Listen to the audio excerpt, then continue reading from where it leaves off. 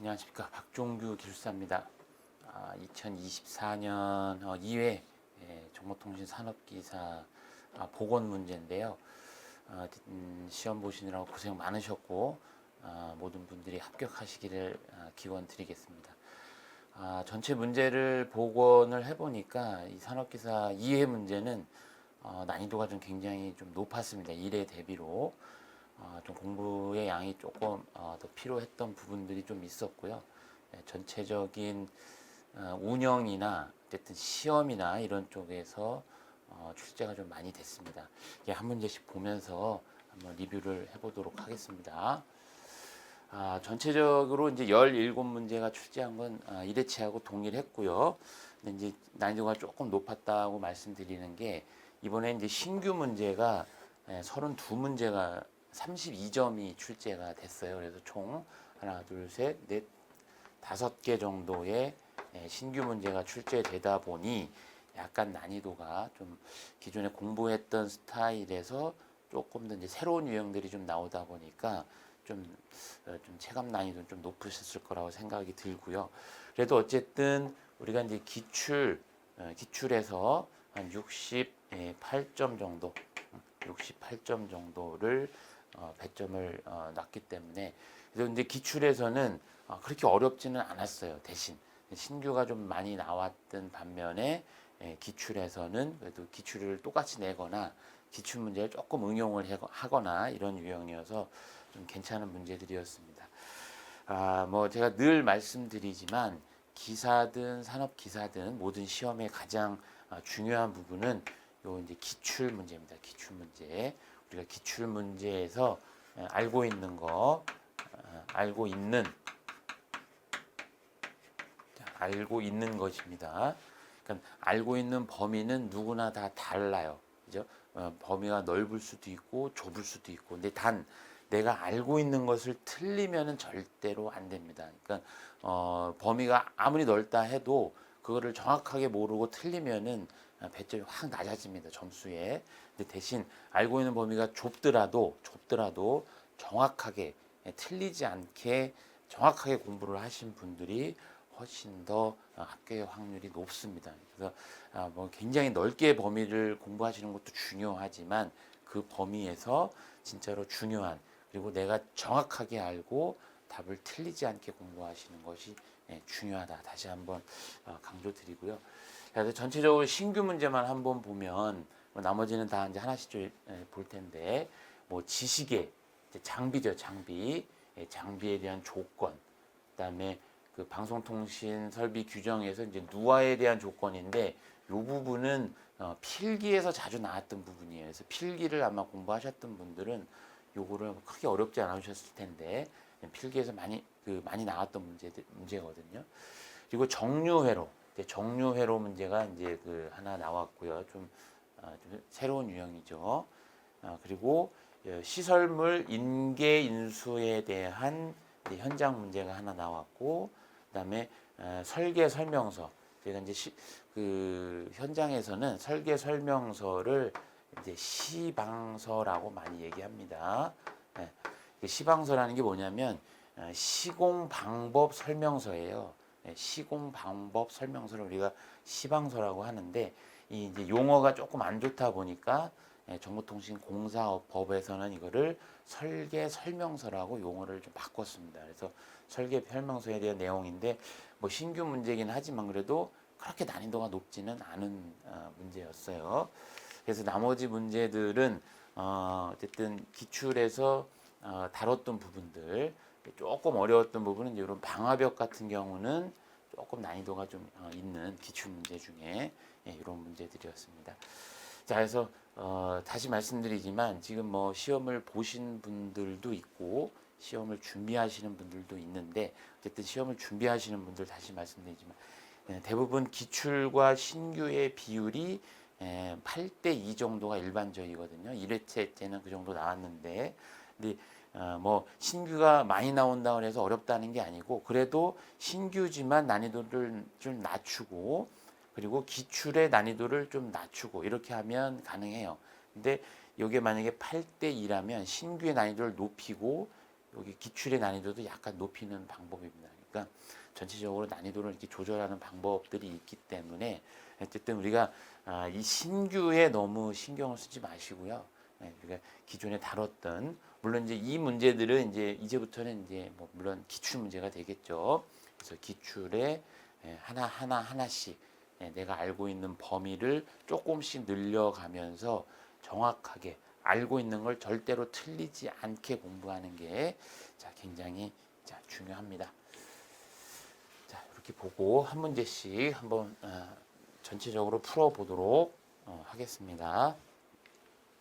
자, 통신 측정용 지시계기입니다. 지시계기 구비 조건. 그래서 우리가 예를 들면 이렇게 전압이 들어온다. 예를 들면요, 전압이 들어온다. 전압이 들어와서 여기에 뭐 차단기가 있다. 이거 말고 다른 걸로 할까요? 여기서 이제 통신 측정이니까 통신. 그래서 우리가 뭐 예를 들면 접지를 측정을 한다. 접지를 측정을 하면 여기에 이제 측정 기기가 있습니다. 지시계기라고 합니다.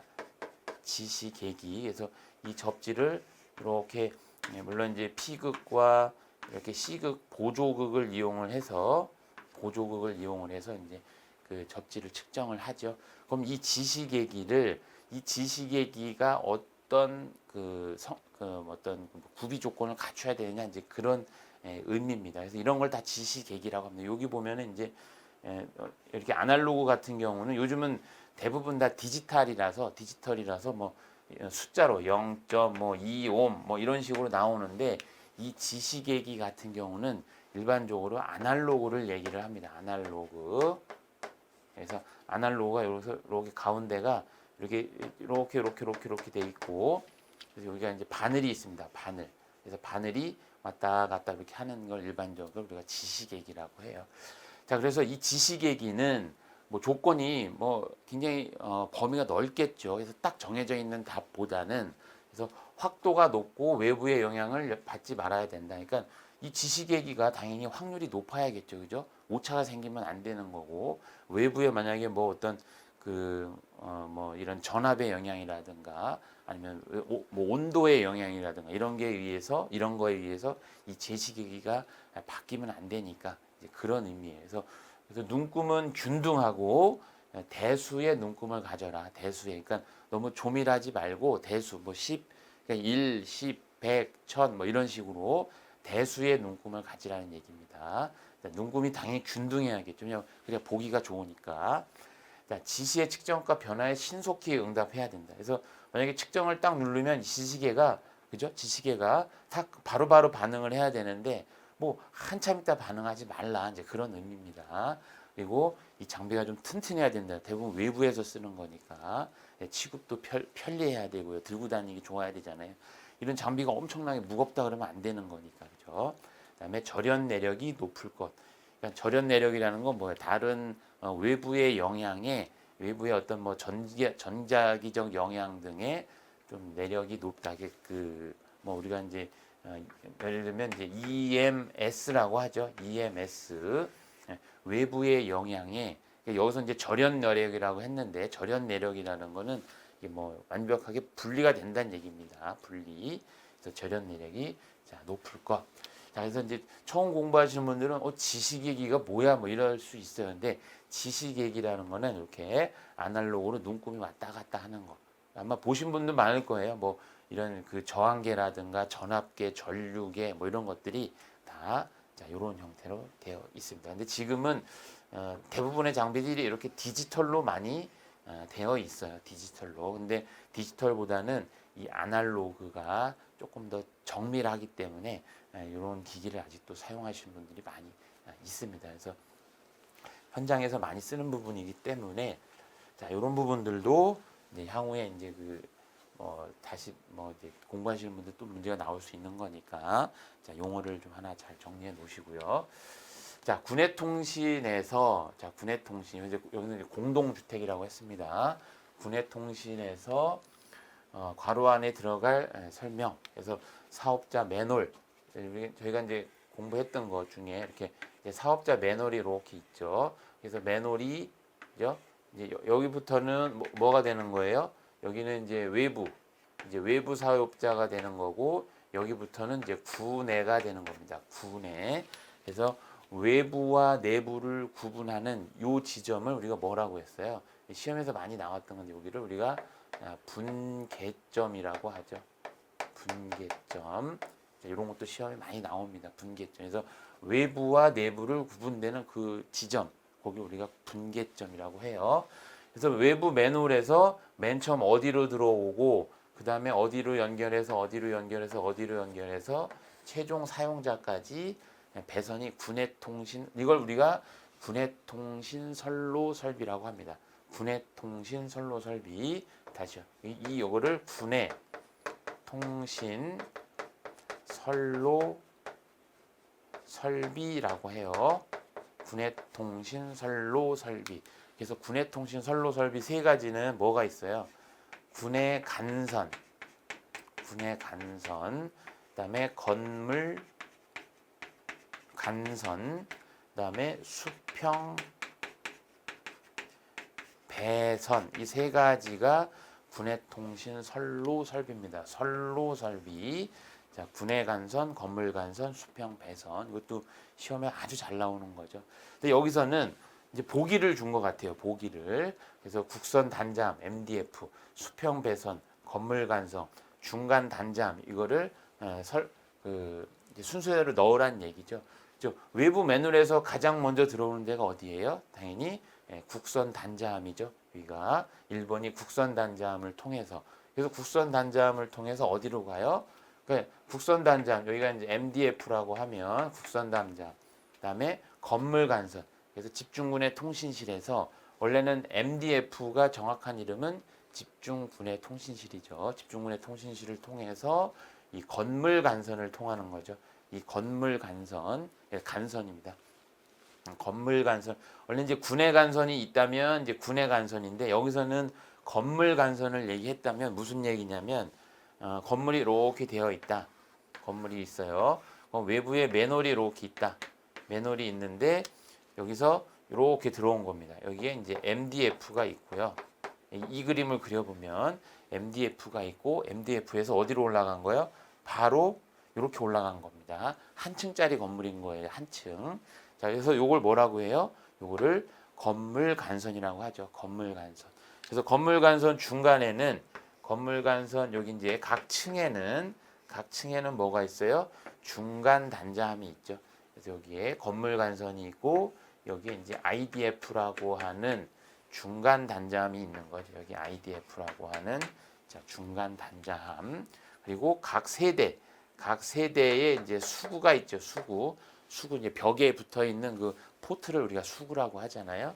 그래서 여기서 요 구간을 뭐라고 해요? 요거는 수평 배선이라고 하죠.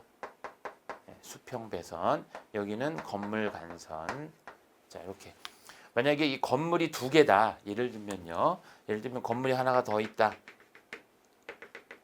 그죠? 건물이 하나 더 있다 그러면 여기서 이렇게 넘어가는 케이블을 뭐라고 해요? 요거를 군해 간선이라고 하는 겁니다. 요거 군해 간선. 근데 여기는 군해 간선이 없으니까, 그죠? 건물 간선, 중간 단자함, 수평 배선, 이렇게 쓰시면 되겠죠. 이건 뭐 우리가 많이 다뤄봤던 문제인데, 약간 이제 그 응용해서 낸 문제죠. 응용을 해서. 요 세 가지, 그다음에 분계점에 대한 내용, 이것도 잘 정리하셔야 됩니다. 문제에서 아주 중요하고 잘 나오는 문제예요.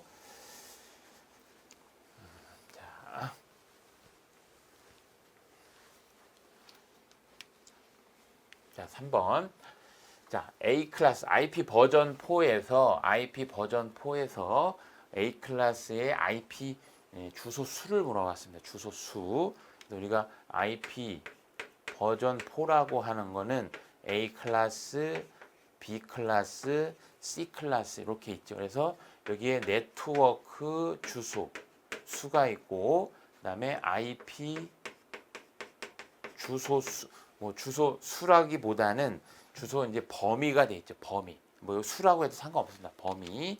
그래서 네트워크 주소는 뭐예요? 2의 8승이죠. A 클래스는. 그리고 B 클래스는 뭐예요? 2의 24승. 아니야. B 클래스가 아니라 IP 주소 범위는.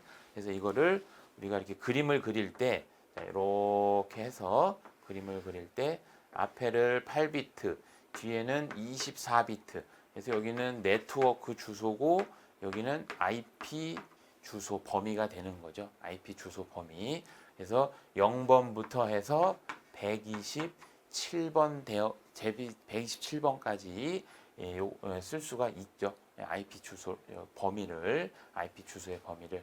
그래서 여기서는 물어본 게 뭐예요? IP 주소 수를 물어봤으니까 2의 24승계 이렇게 쓰시면 됩니다. 2의 24승계. 근데 그렇다고 2의 24승을 해서 얼마 1, 10, 100, 1000만, 10만, 100만, 1000만, 1677 뭐 이렇게 쓰셔도 상관없는데 이렇게 안 쓰셔도 상관없습니다. 2의 24승계. 이걸 정확하게 아느냐 모르느냐를 물어본 거니까. 자, 이것도 해볼까? 그럼 B 클래스는 뭐예요? 2의 16승계. 여기도 2의 16승계죠. C 클래스는요. 2의 24승계. 여기는 2의 8승계가 되겠죠. 2의 8승계. 근데 조건이 있긴 있어요. 만약에 여기에서 호스트로 쓸 수 있는 IP 주소 수, 만약에 호스트로 할당할 수 있는 IP 주소 수라 그러면 네트워크 주소에서 우리가 뭐예요? 맨 앞 주소는 네트워크 주소고요. 맨 뒷 주소는 뭐예요? 브로드캐스트 주소죠. 브로드캐스트 주소니까 그래서 맨 앞 주소 하나, 맨 뒷 주소 하나는 뭐예요? 호스트, 이제 컴퓨터 호스트에는 할당할 수가 없어요. 근데 요즘 장비들은 뭐 할당도 가능한데 그냥 일단은 우리가 공부를 할 때는 요 두 주소는 일단 호스트에는 할당하지 않는다. 호스트, 그러니까 사용자한테는 할당하지 않는답니다. 사용자. 그래서 만약에 호스트나 사용자 수를 물어봤다면 뭐예요? 여기서 두 개 주소를 빼줘야겠죠. 두 개를. 근데 그냥 IP 주소 범위만 물어본 것 같아요. IP 주소 수니까 그냥 2의 24승계 이렇게 표현하시면 됩니다. 자, 이런 것도 뭐 어려운 문제는 아닌데 좀 헷갈릴 수 있는 문제죠. 그죠? 헷갈릴 수 있는 문제입니다.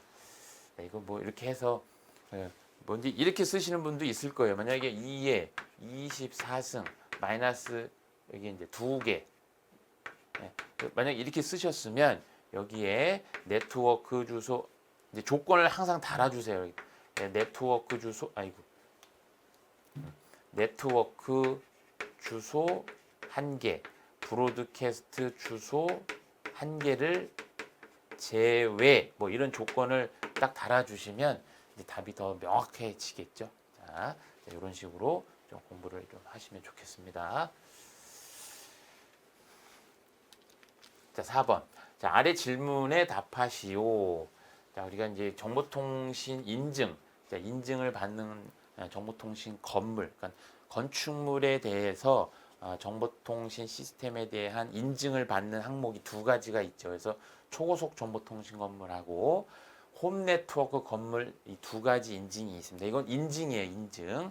근데 이 인증은 어쨌든 의무는 아닙니다. 의무. 건축주가 받고 싶으면 받는 거고 받지 않아도 상관없어요. 의무는 아니에요. 그래서 초고속 정보통신 건물 인증은 특등급, 1등급, 2등급 이렇게 돼 있죠. 초고속은. 그리고 홈 네트워크 건물 1등급은 AAA 등급, AA 등급, A 등급 이 세 가지가 돼 있죠. 근데 조건이 있어요. 이 홈 네트워크 건물을 받기 위해서는 초고속 건물 1등급 이상을 받아야만 1등급 이상인 건물만 홈 네트워크 건물 인증을 신청을 할 수가 있는 겁니다. 만약에 초고속 정보통신 건물 2등급이다. 2등급이면 홈 네트워크 건물 인증을 받을 수는 없어요. 자, 이제 그런 개념도 조금 좀 알고 계시고요. 뭐 이건 좀 많이 다뤘던 문제니까 뭐 필기든 실기든. 그리고 공동주택 특등급 심사 항목에서 세대 내의 배선 방식은 우리가 이제 성형 배선이라고 합니다. 성형. 다른 말로는 이제 스타라고도 하죠. 스타 배선에서 하나를 기준으로 이렇게 다 1대1로 요런 걸 우리가 스타라고 하잖아요. 그죠? 이런 걸 스타라고 하죠. 그래서 여기서 다 1대1로 분기해서 관리할 수 있는. 그래서 일반적으로 여기가 어디예요? 여기가 세대 단자함이죠. 세대 이렇게 세대 단자함을 기준으로 해서 다 1대1로 이렇게 연결하는 형태죠. 세대 단자함을. 그래서 성형 배선입니다. 뭐 성형 배선, 뭐 스타 방식, 스타 다 같은 말이에요. 자, 이것도 뭐 기출 문제였으니까 그렇게 어렵지 않게 아마 푸셨을 것 같고요. 배점도 굉장히 높죠. 자, 다음 괄호 안에 들어갈 알맞은 값을 쓰시오. 이거는 아까 말씀드렸지만 이 필기에서 많이 다뤘던 문제입니다. 필기. 실기에서는 한 번도 다룬 적은 없는데, 그래서 평형회선은, 자, 여기서 평형회선, 이 회선이 두 개가 이렇게 있는 평형회선은 회선 상호 간에 회선 상호, 이런 거죠. 신호가 이렇게도 가고 여기도 신호가 이렇게 갑니다. 상호 간에 혼합되지 아니하도록, 그러니까 신호가 서로 뭐예요? 이렇게 커플링이 된다는 겁니다. 커플링. 신호가 혼합되지 않도록 두 회선 사이에 누화. 그래서 우리가 이렇게 생기는 누화가 있고요. 영향을 주는 겁니다. 그리고 얘가 이렇게 영향을 주는 게 있어요. 그래서 요 신호에, 그러니까 자기가 보낸 거, 예를 들면 이런 거예요. 여기가 송신이고요. 이렇게 생각하시면 됩니다. 여기가 송신이고 수신입니다. 송신. 그러니까 이거 말하는 거, 듣는 거. 그러니까 전화기로 치면 여기는 말하는 거, 듣는 겁니다. 여기도 똑같아요. 여기서 송신을 했으니까 여기는 수신이 될 거고 여기는 이제 송신이 되겠죠.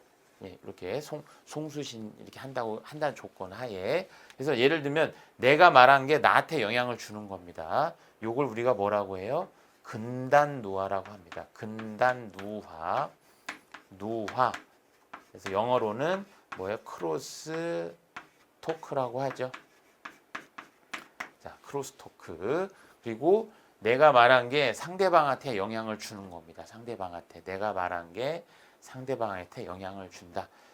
이렇게 하니까 조금 또 헷갈릴 수가 있겠네요. 그냥 이렇게 할게요. 여기도 똑같이 송신, 수신 이렇게 할게요. 아니다. 다시 죄송해요. 그게 맞겠네요. 얘가 수신이고 얘가 송신이고 이렇게. 그래서 내가 말한 게 상대방 쪽에 뭔가 영향을 준다 그러면 요건 뭐라고 해요? 요거는 원단 누화입니다. 원단 누화. 원단 누화. 그래서 근단 누화와 원단 누화는 서로 이제 절연이 돼야 되는 겁니다. 절연. 그러니까 영향을 주지 말란 얘기예요. 그래서 답은 68dB입니다. 68dB. 그래서 여기와 여기 사이에 요 두 회선 사이에 이 누화에 대한 값이 68dB 이상, 굉장히 높은 겁니다. 68dB 이상 되어야 한다. 자, 그래서 원단 누화와 근단 누화의 개념을 좀 알고 계시고, 요 수치도 뭐 어쨌든 뭐 필기에서 많이 다뤘던 문제이기 때문에 아마 좀 쉽게 푸셨을 분들도 좀 있으셨을 거예요. 필기를 좀 열심히 준비하신 분들은. 자, 6번.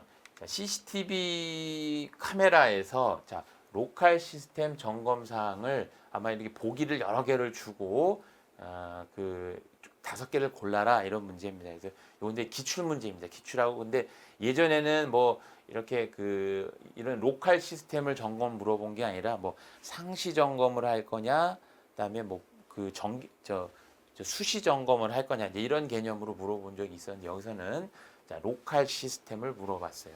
그러니까 이게 보시면요, 여기는 이제 전체적인 CCTV 시스템을 보면 로컬이라고 볼게요. 로컬. 로컬이란 얘기는 현장이란 얘기입니다. 현장에 뭐가 있어요? 항상 카메라가 있습니다. 카메라가 이렇게 있고, 물론 카메라를 지지하는 이런 이제 뭐 폴이 있을 수도 있겠죠. 그죠? 폴이 있을 수 있습니다. 그래서 CCTV가 있고, 그리고 CCTV를 이렇게 연결해주는, 여기 그냥 광으로 그려볼게요. 광으로. 여기 전송선로가 있습니다. 전송선로.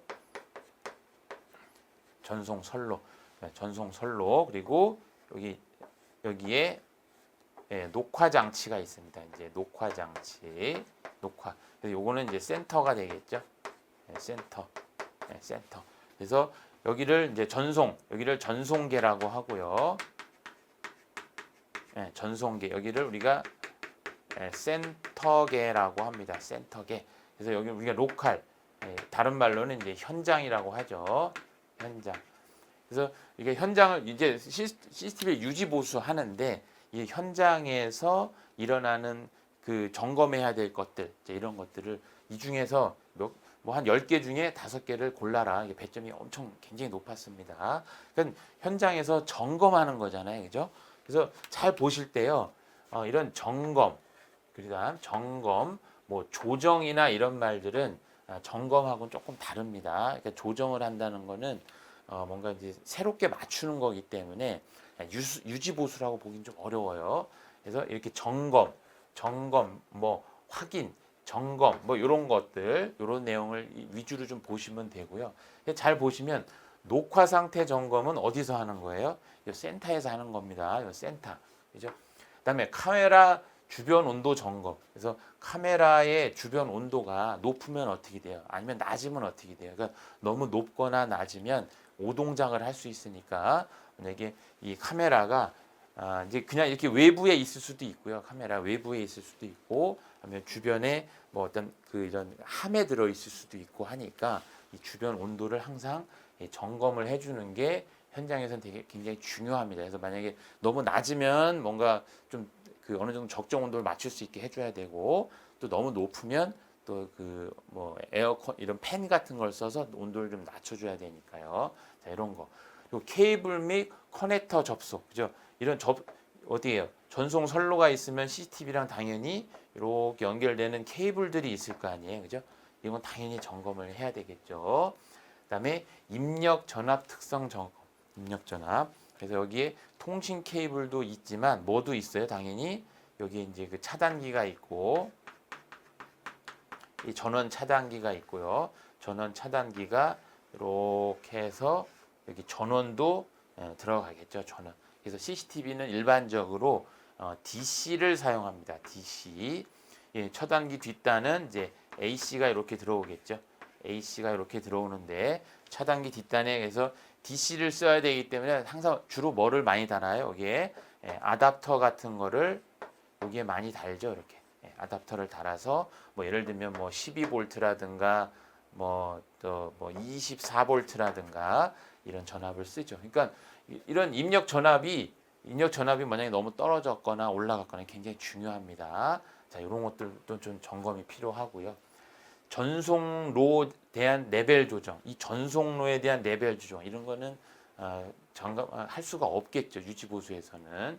그리고 렌즈의 펜 틸트, 조리개 조정, 렌즈에 뭐 이렇게 펜 틸트를 한다거나 조리개를 조정한다는 거는 이것도 유지 보수하고는 좀 연관성이 없습니다. 유지 보수니까. 자, 그리고 하우징 방수 패킹, 방수.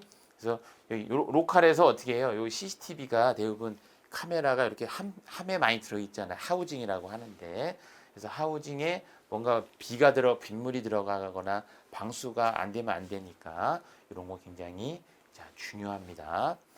그리고 원격기기 특성 및 동작 점검. 자, 원격기기 특성 및 동작 점검. 그래서 여기에 보면요, 물론 이제 카메라도 있을 수도 있고 여기 근처에 뭐 이게 센서류들이 있을 수가 있어요. 만약에 여기에 이렇게 뭐 함체 같은 게 하나가 있다.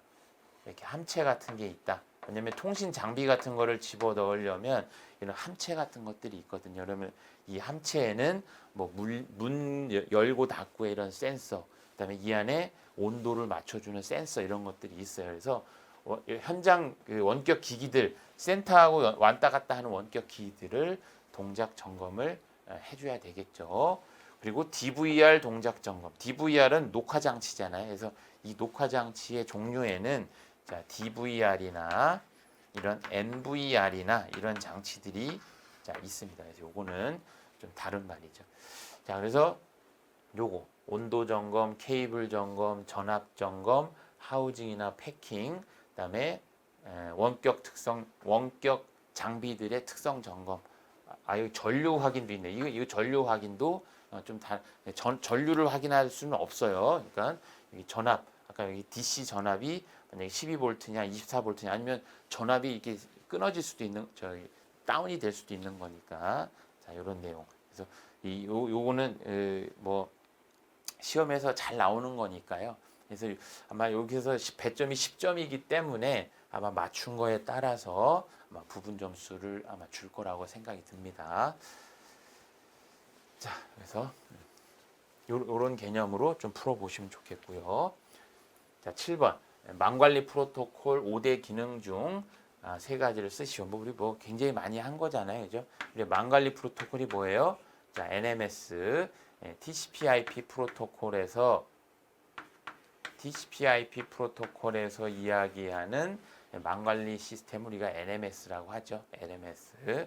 하나 더 해볼까요? ISO에서 얘기하는 망관리 프로토콜은 TMN이라고 하죠. TMN. 우리가 그 필기 시험할 때 많이 나오잖아요. TMN이나 NMS는 같은 겁니다. 근데 대신 여기는 TCP/IP에서는 NMS라고 하고 ISO라고 표준화 단체에서는 TMN이라고 하죠. 자, 그래서 NMS는 뭐 있어요? 매니저가 있고 NMS가 있고 중간에 EMS가 있고 네트워크 엘레먼트들이 있죠. 그래서 NMS와 네트워크 엘레먼트 사이의 통신 프로토콜은 SNMP 프로토콜이죠. 그래서 NMS의 이 5대 기능 뭐예요? 구, 성, 애, 보, 정 이거죠. 구성의 보정. 그래서 구성 관리, 성능 관리, 장애 관리, 보안 관리, 계정 관리 이게 망관리 프로토콜의 5대 특성이잖아요. 그래서 여기서 세 가지만 쓰라고 했으니까 구성 관리, 성능 관리, 장애 관리, 보안 관리, 계정 관리 중에 이제 세 가지를 쓰시면 되는 거였죠. 뭐 그렇게 어렵지 않은 문제였습니다. 자, 뭐 NMS 문제는 워낙 중요하니까 뭐 이 문제 말고도 이제 다양하게 좀 풀어 보셔야 됩니다. 새로 준비하시는 분들은 자, 아래에서 설명하는 자, 방화벽의 기능을 쓰시오. 자, 패킷 필터링과 어플리케이션 게이트웨이 방식의 단점을 보완했다. 장점만 받았고 네트워크 계층에서 패킷을 처리한다. 네트워크 계층이니까 이제 3계층이겠죠. 프로토콜 특성에 따라 동적으로 대응할 수가 있다. 거의 모든 방화벽에서 사용이 된다. 그래서 방화벽의 어떤 종류에는요. 방화벽의 종류에는 여기 있죠. 패킷 필터링 방식, 방화벽을 구성하는 종류에는 어플리케이션 게이트웨이 방식, 그다음에 세 번째가 서킷 게이트웨이 방식, 서킷 게이트웨이 방식이 있고 이 네 번째가 스테이트풀 인스펙션 방식이라는 게 있습니다. 그래서 상태 추적 방식이에요. 스테이트풀 인스펙션 방식. 그래서 얘 같은 경우는 요거에서처럼 프로토콜 특성에 따라 변화를 동적으로 대응한다 이렇게 되어 있습니다. 그러니까 상태 추적은요. 자, 어떻게 볼까요? 예를 들면 이런 겁니다. 상태 추적이라고 하는 거는 만약에 이제 우리가 4계층에서 필터링을 한다. 4계층에서 쓰는 거는 우리가 TCP잖아요. 이제 TCP나 물론 뭐 UDP도 있지만 UDP. 그 TCP가 어떻게 해요? 여기서 처음에 클라이언트하고 서버가 그렇죠? TCP로 연결을 할 때 어떻게 해요? 씬이라는 걸 보내고요. 씬에 대한 에크를 보냅니다. 그리고 다시 여기서 서버가 다시 씬을 보냅니다. 그리고 이 씬에 대한 에크 이렇게 답변을 해주죠. 그래서 씬 에크 이걸 우리가 3웨이 핸드 쉐이킹이라고 하는 거죠. 3웨이 핸드 쉐이킹. 그래서 이런 상태를 스테이트 풀이거든요. 상태를 만약에 여기 C하고 요게 이렇게 연결이 됐다면 이거 우리가 세션이 연결이 된 겁니다. 세션이. 그래서 한번 세션이 연결이 되면 그 세션은 계속 유지를 하려고 합니다. 그래서 방화벽에서 이렇게 한번 세션이 연결이 되면 그걸 계속 유지를 하고 있어요. 그래서 또 필터링을 걸지는 않습니다. 그런 걸 우리가 상태 추적 방식이라고 해요. 근데 만약에 씬이나 에크 중간에 뭔가 하나가 계속 오류가 발생을 한다. 그럼 뭔가 그거를 공격이나 이상 행위로 보기 때문에 이런 형태일 때는 아예 그거를 차단시켜 주는 겁니다. 이런 씬이나 에크 상태에서 계속 씬이 들어온다든가, 예를 들면 씬에 에크를 줬는데 에크를 뭐 응답을 안 한다든가, 이런 상태를 계속 체크를 해서 필터링을 거는 걸 우리가 상태 추적 방식이라고 합니다. 그래서 어쨌든 그 여기서는 제가 뭐 이 사계층을 얘기를 했는데, 그래서 이거는 패킷 필터링하고 어플리케이션 게이트웨이의 단점을, 그래서 단점을 보완하고 장점을 구현한 겁니다. 이거 패킷 필터링은 뭐예요? 그냥 무조건 패킷에 뭐 IP가 됐든 포트 번호가 됐든 주소가 됐든 그냥 필터링을 거는 거예요, 무조건. 그래서 1대1로 걸 거냐, 그래서 어플리케이션 게이트웨이처럼 어플리케이션별로 필터링을 걸 거냐, 이런 개념이거든요. 이제 그러다 보니까 좀 그거를 조금 더 개선한 게 이 상태 추적 방식, 스테이트풀 인스펙션이라고 보시면 되겠습니다. 이거 조금 난이도가 좀 있는 문제이긴 했어요. 자, 그래서 이런 것들이 있다. 그래서 방화벽의 종류, 그래서 방화벽의 종류를 쓰시오 하면, 다시요, 방화벽의 종류를 쓰시오 하면 패킷 필터링, 어플리케이션 게이트웨이, 서킷 게이트웨이, 스테이트풀 인스펙션, 상태 추적 방식, 이렇게 네 가지를 정리를 하시면 되겠습니다. 자, 9번. 자, 광섬유를 측정을 하는데, 자, 빔 스플리터로 후방 산란된 펄스를 입력 펄스와 광 펄스를 분리해서 OTDR로 측정하는 손실 방법은, 자, 우리가 광 손실 측정하는 이 OTDR이라고 하는 장비가 있죠. 그래서 OTDR 장비가 요거는 이제 광선로가 되겠죠. 광 케이블, 광선로가 될 거고요. 광선로, 여기에 뭐가 있냐면 이렇게 발광 소자가 있습니다. 그래서 빛을 여기 광 케이블에다가 넣어주면, 그래서 만약에 중간에 이렇게 크랙이 갔다 아니면 마이크로 밴딩이 됐다라는 조건이 있을 때, 여기서 빛을 이렇게 쏴주면 이렇게 밴딩이 됐거나 크랙이 간 부분에서 어떻게 해요? 이런 식으로 후방 산란 값을 줍니다. 후방 산란. 그래서 여기에서 이런 발광 소자도 있고, 이렇게 그려볼게요. 이렇게.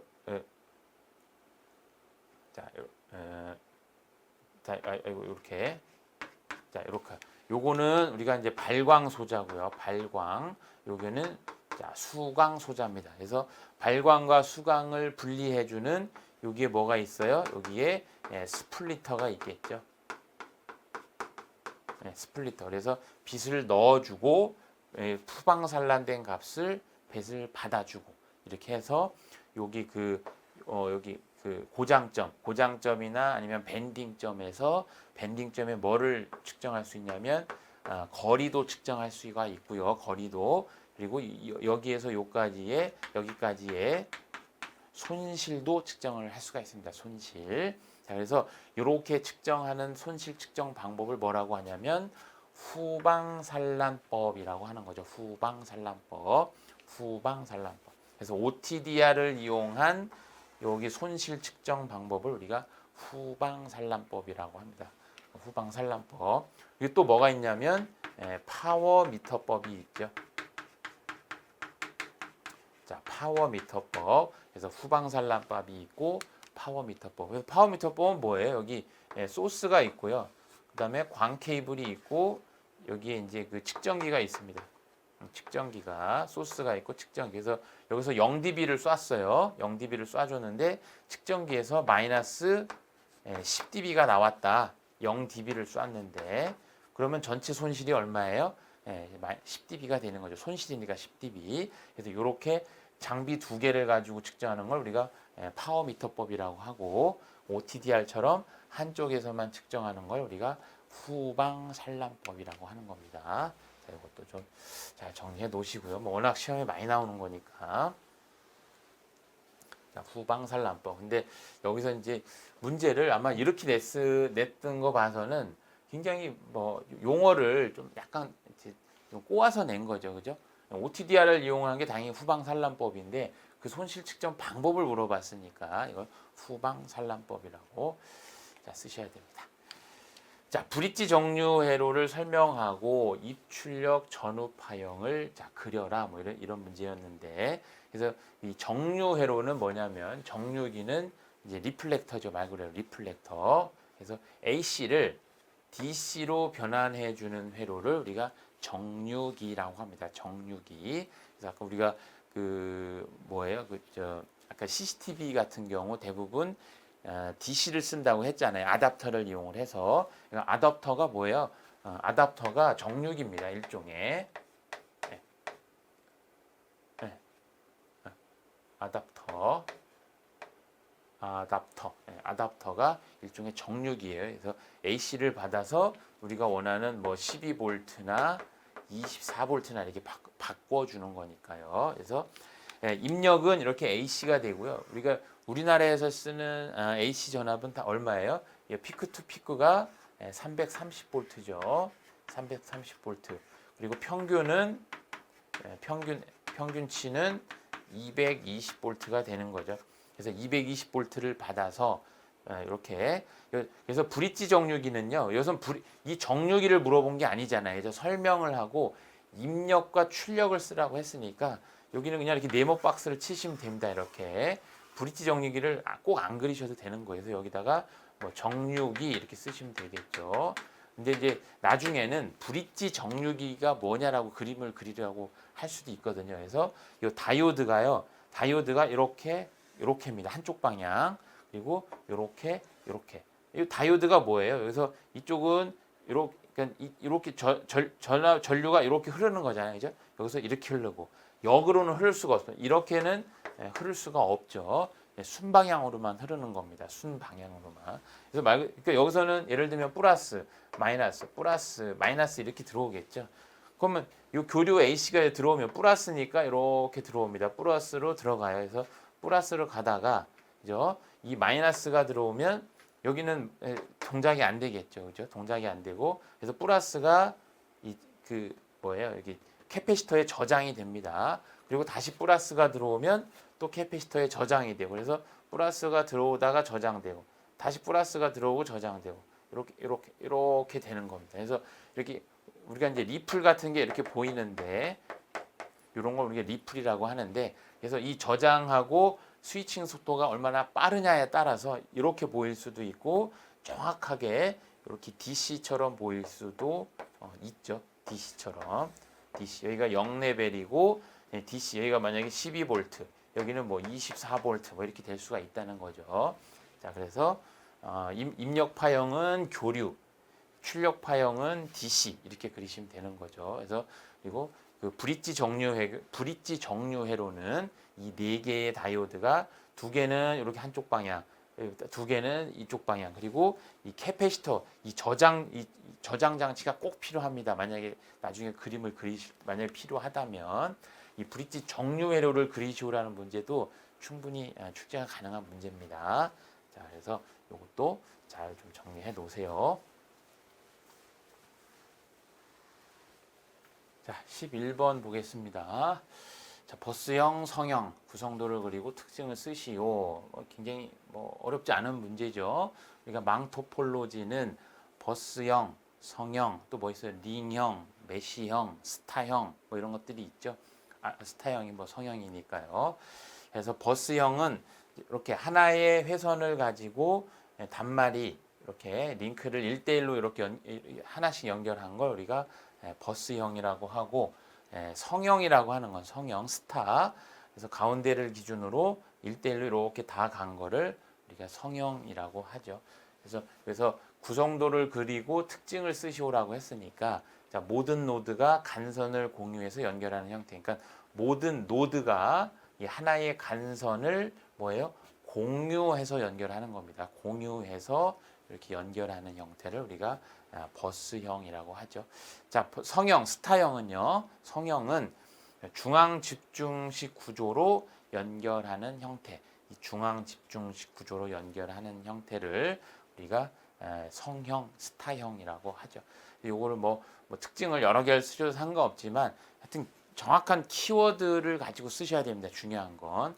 그래서 모든 노드가 간선을 공유하는 겁니다. 이 간선을 공유하는 거고, 여기는 중앙 집중 가운데에서 모든 거를 집중해서 처리하는 걸 우리가 성형이라고 하죠. 그다음에 또 뭐 있어요? 메쉬형도 있고요. 그다음에 트리형도 있죠. 메쉬형, 트리형. 자, 뭐 그런 것들 워낙 많이 다뤄봤던 문제니까요. 자, 다음. 자, 시설물 인계 인수 시 자, 발주처에 제출되어야 할 문서를 자, 3가지 쓰시오. 이것도 이제 이번에 신규 문제인데 굉장히 난이도가 높은 문제였죠. 자, 그래서 우리가 인수인계라고 하면요. 이 시설물에 대한 자, 인수인계가 있고요. 그다음에 현장 문서에 대한 자, 인수인계가 있습니다. 그래서 여기서는 이제 시설물 인수인계나 현장 문서 인수인계 같은 절차나 그 어떤 종류는 우리가 정보통신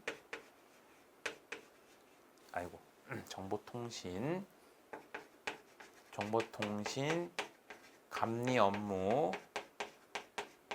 수행 기준이 있습니다. 정보통신공사, 여기 이제 공사가 빠졌네요.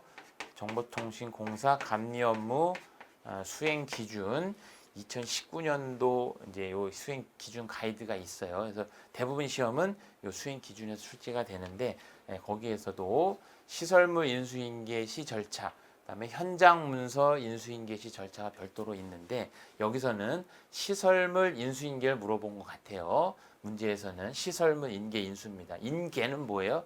내가 인계하는 거고 인수는 인수를 받는 사람입니다. 그래서 발주처에 제출해야 될 문서는 자, 시설물이니까요. 운영 및 유지보수 지침서. 그래서 시설물의 규격, 기능 점검 절차, 제작 도면, 시설물에 대한 거니까. 그다음에 시운전을 했으면 시운전 결과 보고, 그다음에 준공검사나 예비 준공검사 결과에 대한 거를 제출을 해야 됩니다. 왜냐하면 시설물이니까요. 일단 시설물 장비류잖아요. 장비를 설치를 했으면 그래서 시설물 규격, 기능 점검 절차, 제작 도면 이렇게 쓰셔도 되고요. 아니면 유지보수 지침서, 결과 보고서, 예비 준공이나 예비 준공 검사나 예비 준공 검사 결과서 이런 것들이 있어야 그 시설물이 정상적으로 됐는지를 보는 거니까요. 그런데 만약에 현장 문서에 대한 인수인계라고 하면 현장에서는 이제 문서들이 되게 많거든요. 그래서 준공 사진첩, 그죠? 공사했던 사진, 그다음에 준공 도면, 그다음에 품질 시험 검사 성과 총괄표, 그다음에 시설물 인수인계서. 요거는 자, 현장 인수인계 안에 인수인계서가 들어갑니다. 그러니까 예를 들면 시설물 인수인계를 발주처 또는 이제 주로 발주처에 제출하는 경우도 있고 운영을 하시는 운영사에 만약에 건물이 좀 대규모면요 운영사가 별도로 있을 수가 있어요. 그래서 이런 결과물 유지보수 지침서, 그러니까 규격 검사, 제작 도면, 시운전했던 결과, 준공검사 결과를 제출을 해서 운영사가 뭐예요? 인수인계서에 이제 도장을 찍어주는 겁니다. 그럼 그거는 일종의 이제 현장 문서가 되는 거예요. 현장 문서를 다 이제 제출을 하게 됐습니다. 그래서 여기서는 시설물 인계인수 관련으로 요 3가지 아니면 이렇게 이제 5가지로 보셔도 됩니다. 그래서 3가지를 쓰라고 했으니까 이 중에 3가지를 쓰시면 되겠죠. 그래서 요 현장 문서 인계인수도 좀 하나 정리를 꼭 해놓으세요. 자, CCTV 설계 설명서 아까 초반에 이제 말씀드렸지만 시방서입니다. 설계 설명서에 이제 올바른 거. 자, 보세요. 시스템 운영, 시스템 구성 등 시공증 취득한 사실에 대해서는 무엇을 철저히 해야 한다. 뭐를? 보안을. 그죠? 만약에 내가 운영 시스템을 만들고 도면도 만들고 다 만들었잖아요. 근데 그거를 취득한 사실을 누구에게 알리거나 그러면 절대 안 되죠. 그래서 이런 시방서나 설계 설명서에 이 보안을 철저히 해야 된다라는 이런 문구가 항상 있습니다. 그리고 좀 대규모 프로젝트 같은 경우는 보안 서약서라든가 이런 거를 다 사람별로 1대1로 다 받습니다. 보안 서약서 등을. 그래서 보안이 요즘엔 그만큼 자, 중요한 거죠. 자, 그래서 답은 보안입니다. 자, 14번. 자, TCP/IP에서 프로토콜 분석기로 패킷을 분석했다. 그래서 TCP/IP에서 이제 굉장히 많은 프로토콜 분석기가 있는데 주로 이제 많이 쓰는 게 이제 와이어샤크라는 게 있습니다. 와이어샤크. 뭐 굉장히 많거든요.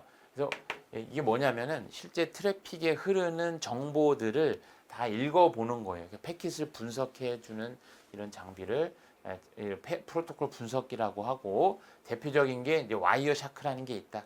이거는 이제 프로그램 이름이에요. 그래서 와이어샤크를 이용을 해서 이렇게 어떤 그 통신의 흐름을 흐르는 데이터를 패킷을 다 열어본 겁니다. 근데 여기서 물어본 건 뭐예요? 송신자의 IP 주소가 뭐냐 여기 이렇게 돼 있잖아요. 그래서 여기 쭉 보시면요. 프로토콜 IP 버전은 버전 4고 소스 IP는 요거고 데스티네이션 IP는 요거고 여기 쭉 나와 있잖아요. 그리고 현재 데이터에 20바이트의 헤더 랭스가 있고 그다음에 뭐 플래그는 00이고 아이덴티티는 얼마고 이런 내용들이 쭉 있습니다. 이제 있죠. 그러니까 여기서 물어본 건 뭐예요? 송신자 주소를 물어봤잖아요. 송신자 주소가 누구예요? 이 소스가 되겠죠. 만약에 여기서 수신자 주소를 물어봤으면 누가 될까요? 여기에 데스티네이션이 되겠죠. 그래서 항상 이게 프로토콜 분석기별로 나오는 그 뭐 이게 형태가 조금씩은 달라요. 이렇게 소스, 데스티네이션 이렇게 나오는 경우도 있고 여기 한글로 송신, 수신 이렇게 나오는 경우도 있어요. 그리고 이런 것들이 중간에 나오는 경우도 있습니다. 그러니까 여기서는 어쨌든 송신자 주소니까 여기 소스의 주소가 되겠죠. 그래서 91.189.94.4가 되겠죠. 이 패킷에서는요. 아마 시험에서는 이제 복기 문제, 복원 문제이기 때문에 시험에서는 이거랑은 다를 거예요, 당연히. 그죠? 그래서 그 문제에서 여기 소스 아니면은 송신자 주소에 대해 해당하는 그 주소를 찾아서 이렇게 쓰시면 되겠죠. 자, 그래서 요거는 요 패킷 분석에서는 요 주소다. 자, 그다음에 15번 두 지점 400m 내 PC를 UTP와 스위치를 이용해서 구성을 하려고 하는데 여기 때 스위치 대수를 물어봤네요. 이것도 이제 기출 문제죠. 기출에 똑같은 문제가 나왔었는데 이제 거리만 바꿨었죠. 그때는 200m였습니다. 200m. 그래서 UTP의 최대 전송 거리는 얼마예요? 100m죠. 이 100m를 아느냐는 걸 물어보는 거죠. 그래서 스위치를 하나 놓고, 그죠? 여기가 두 지점이니까 송신자고 여기가 이제 B니까 수신이 되겠죠. 그래서 여기에 100m 그리고 100m에 여기 또 스위치 하나 놓고 여기 100m 스위치 하나 놓고 이렇게 100m까지 가면 하나 둘 셋 넷 400m의 스위치를 하나 둘 자, 3개를 놔야겠죠. 3개를 이 100m가 넘어가면 속도가 떨어지기 때문에 그래서 이 IEEE에서 표준화된 건 802.3 이게 이더넷이잖아요. 그죠?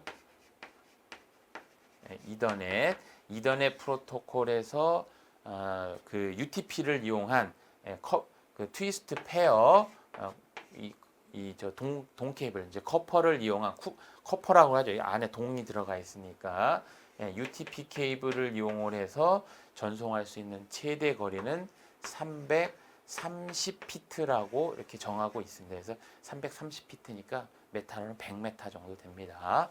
그래서 요거 근데 이제 실제적으로는 100m를 딱 할 수는 없죠. 그래서 통상적으로는 한 80m 정도 합니다. 80m. 왜냐하면 양단에 뭐 조금씩 이렇게 패치를 하는 것도 있으니까 요 길이를 100m로 해버리면 좀 문제가 있을 수 있죠. 자, 이렇게 해서 스위치 대수는 자 3개. 뭐 계산 과정이라는 게 뭐 별게 있나요? 그렇죠? 이렇게 하시면은 이게 일종의 이제 계산 과정이 되겠죠. 자, 16번. 자, 원가 계산서 작성 중 재료비, 노무비, 경비에 산식을 쓰시오라고 했다고 합니다. 산식. 그러니까 여기서 중요한 건 이 산식입니다. 산식. 그러니까 재료비, 노무비, 경비를 우리가 뭐라고 해요? 이걸 우리가 순, 공사, 원가라고 하죠. 순공사 원가. 순공사 원가는 재료비, 노무비, 경비. 이것도 많이 물어보고요. 그리고 여기서는 재료비, 노무비, 경비를 계산하는 산식. 이게 중요한 겁니다. 산식을 쓰라고 했으니까. 그래서 재료비는 직접 재료비하고 간접 재료비를 다 더한 걸 우리가 재료비라고 합니다. 그래서 직접 재료비는 재료 단가에다가 수량을 곱한 걸 우리가 직접 재료비라고 하죠. 그리고 간접 재료비 같은 경우는 이제 이렇게 요율로 정하는 경우가 있는데 간접 재료비는 잘 잡는 경우가 많이 없어요. 어쨌든 직접 재료비와 간접 재료비의 합입니다. 합. 산식이니까. 그래서 아니면 여기에 이렇게 더해주면 되겠죠. 더해주면 직접 재료비 더하기 간접 재료비. 자, 노무비는요. 직접 노무비 더하기 간접 노무비입니다. 그래서 직접 노무비는 작업자의 인건비, 그리고 간접 노무비는 직접 노무비의 요율입니다. 여기에 합이니까 이 두 개를 더하면 직접 노무비와 간접 노무비의 합을 우리가 더하면은 노무비가 되겠죠. 자, 그다음에 경비라는 건 경비는 굉장히 많습니다. 경비로 쓸 수 있는 게 우리가 이제 그 품셈이나 이런 데 보면 경비 항목이 한 30개 이상 됩니다. 30개. 30개를 다 이제 더해주면 되는데 그 중에 이제 대표적인 게 뭐냐면 이제 보험료, 4대 보험료 뭐 있어요? 의료보험, 건강보험, 그다음에 의료 건강 뭔가요? 갑자기 하여튼 의료보험, 건강보험 뭐 하여튼 그런 4대 보험료는 국가에서 정한 요율이 있기 때문에 그 요율 그것도 경비고요. 그다음에 산업안전보건관리비, 노무자의 안전을 위해서 쓰는 산업안전보건관리비. 그다음에 기타 경비를 다 더하면 다 더한 요 합이 경비가 되겠습니다. 경비. 자, 그래서 산식이니까 요거 더하기 요거, 요거 더하기 요거, 경비 더하기 산업 이거 다 더하기 요거 아니면 이거의 합, 이거의 합, 이거의 합 이렇게 써주시면 돼요. 왜냐면 경비에는 항목이 워낙 많으니까요. 뭐 30개를 다 쓰란 얘기가 아니고 요런 거를 개념을 아느냐 모르느냐. 자, 이게 중요하니까. 그래서 순공사 원가. 이것도 하나 더 정리해 볼까요? 순공사 원가가 있고요. 그죠? 네, 원가. 원가 계산서는 우리가 원가 계산서라고 하는 거는 자, 순공사 원가에다가 뭐예요? 일반 관리비. 그다음에 이윤.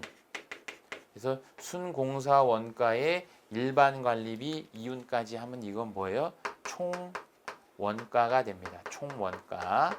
총 원가. 그래서 총 원가의 여기 10%, 총 원가의 10% 이게 뭐예요? 이거는 부가세가 되는 거죠. 부가세. 그래서 순공사 총 원가에다가 부가세를 더하면 이게 원가 계산서의 총 공사비가 되는 거죠. 총 공사비. 그래서 원가 계산서는 이렇게 순공사 원가, 그다음에 일반 관리비, 이윤, VAT. 물론 여기에 이제 뭐도 들어갈 수 있냐면 보험료도 들어갈 수가 있는데 여기서 보험료는 이 4대 보험료를 얘기하는 게 아니고요. 이제 어떤 문제가 생겼을 때에 이런 보험 납부해야 될 이제 보험들이 있습니다. 그 보험을 얘기를 하는 거예요. 뭐 요거는 안 쓰셔도 됩니다. 헷갈리시면. 그래서 요거 총 원가에다가 VAT 하면 총 공사비. 이걸 우리가 원가 계산서라고 하는 거죠. 자, 내역서라고도 하고, 자, 요 내용도 좀 지금 뭐 나온 김에 한번 정리해 놓으세요. 자, 17번. 자, 뭐 굉장히 쉬운 문제죠. 통신시설 접지 저항은 얼마예요? 15입니다. 15. 배점이 굉장히 높았습니다. 이거. 그러니까 아까 말씀드렸죠. 신규를 많이 내면서 기출의 난이도를 좀 낮췄습니다. 이번에는. 그래서 굉장히 높은. 이건 절대 틀리면 안 되는 문제입니다. 이런 것들은. 자, 여기는 15이죠. 15. 그리고 철탑 등 전주에 설치되는 이동통신 중계기 같은 경우는 자, 100옴으로 할 수 있습니다. 100옴. 그리고 그 100회선 미만의 뭐 교환기 이런 것들도 자 100옴으로 할 수가 있는 거죠. 기본은 10옴이지만 100옴으로 할 수 있는 조건들이 여러 개가 좀 있었죠.